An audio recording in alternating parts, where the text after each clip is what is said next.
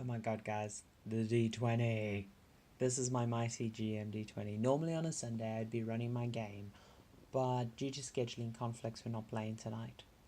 So that's my big GM dice I use for scary rolls. It's my normal GM dice, most of my sets that size, and that's the player dice. For various reasons, I kind of insist the players use normal size dice just to maintain the specialness of the GMs making a roll. And here is a full set. And then there's some novelty dice there I'm going to talk about in a bit. It's not actually novelty, but whatevs. Okay, so I've been playing D&D or some form of role-playing for quite some time. That there's my favourite mug, and it's from the UK Call of Cthulhu National Championship 2007. But I've actually been playing since basic box set when I was about 8 years old, and my brother mocked me because it said for ages 10 and up. Okay, so D&D has always revolved around the D20, but the D20, I'm not going to talk about D&D and other systems too much, but I want to focus on dice. The D20 is actually kind of a shitty dice. It's great in that 1 to 20 is a nice number range, and you're just rolling one of these and doing some basic addition or subtraction, so that's really simple. And from a marketing point of view, when D&D first came out, it was really eye-catching to get a D20, right? It was really crazy.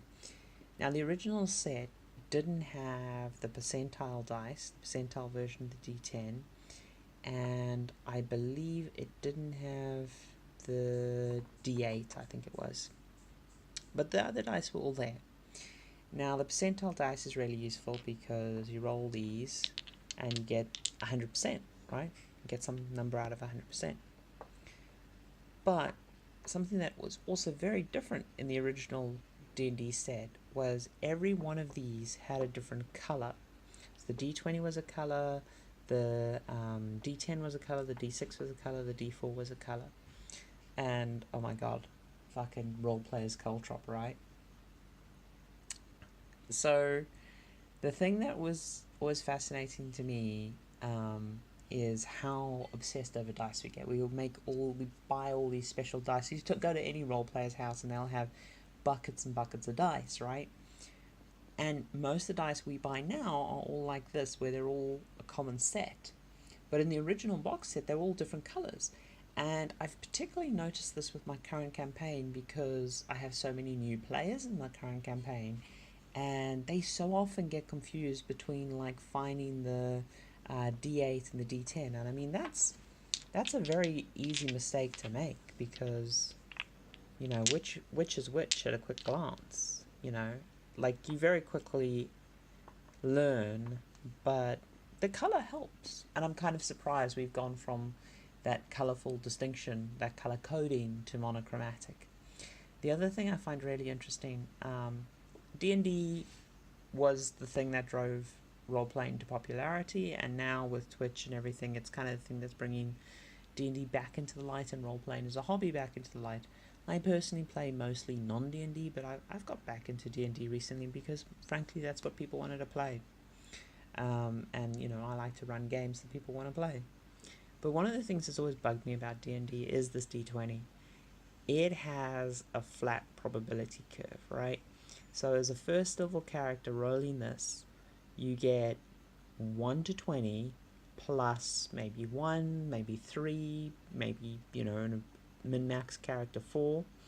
And then in a top level or even mid-level character, you're only adding, plus 10, maybe plus 12. It's not a huge variety in range. And that's not how every system does it. Like, the game revolves around the dice, right? It's one of these things of, this is what makes it special. This is what makes that feel, that sound, that roll, that tension. It really drives a game, right? But there are different ways to handle it. So you've got your D20 way, which is typically, you roll one of these things and you do basic addition or subtraction. Now, what you don't want is a situation where you're rolling like 46 and you're adding up the numbers. But what you can get is, my favorite system growing up was White Wolf. And White Wolf systems would take, usually 10d10 was a set, right? 10 of these suckers. And you would roll, And when you would roll, like you had 4 dots and something, so you would roll 4 of these. And then depending on how difficult it was, if it was a 6 difficulty, a success would be 6 and above. And you just counted the numbers above that. It works, it's really cool. And one of my favorite things about it is the exploding 10. Because when the 10 explodes, that basically means you count a success and you re-roll. And much like the D20s explode, it adds a lot. It adds a lot to the dice rolls. And it actually changes the probability curve in quite fun ways. My modern game system I prefer the most because it's so flexible is Fate. Now these are Fate dice. And Fate dice are really D3s, but we use D6s because, physics. And they're even simpler than White Wolf, which is you always roll 4. It never changes. But then you add or subtract a number based on your skill level. And the number of successes is, your +2. And then those 2 successes cancelled out by that one. So there's 1 success. Alright? And I really like that because then players never have confusion what they have to roll. Fate or Fudge dice is a very flexible system. You get novelty dice like this that's kind of useless. 3d6, it's kind of cool idea. And you get some systems that use like mark dice. These are actually story dice, but you'll see them in board games a lot. They're usually quite bespoke. And crazy bits.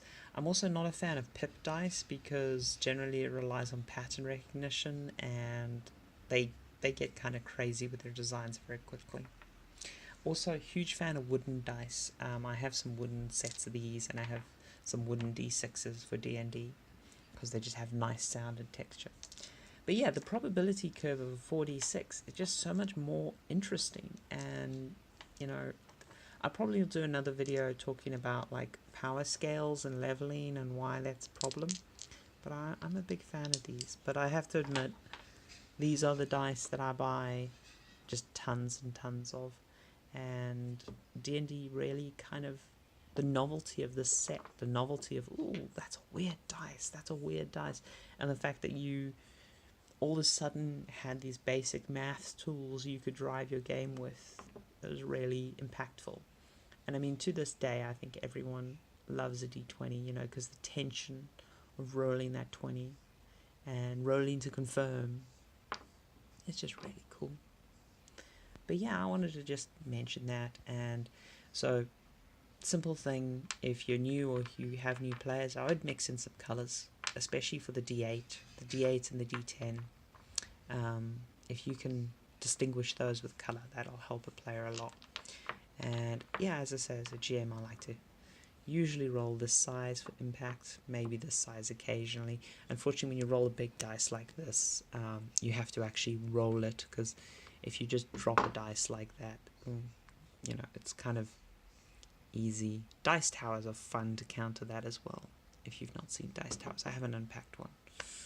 But yeah, so that's my second Daily December video. I might want to talk about some more role-playing stuff. Now, one game I didn't mention, which is my favorite con game, is Cthulhu, and that rolls pretty much everything on percentile. It does use some of these other dice for damage, but pretty much everything is a percentile. And that's my favorite mug, not just because it's a trophy, but because it's just gorgeous, hand-painted.